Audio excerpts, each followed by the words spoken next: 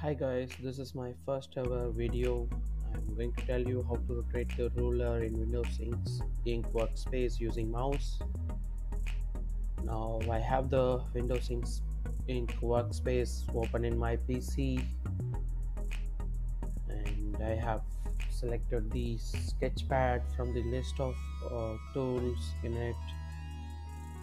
Now I'm going to open the ruler and rotate it.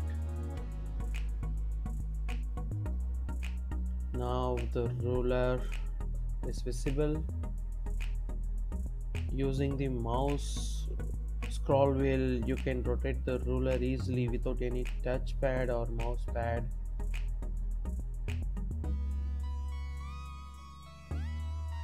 And it's so simple.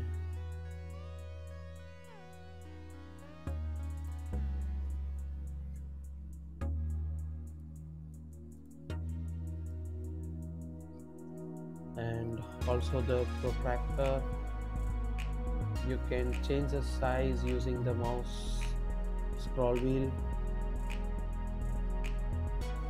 so as per your need. So that's it. Thank you. Please press like and subscribe if you like this video and found this useful. Thank you.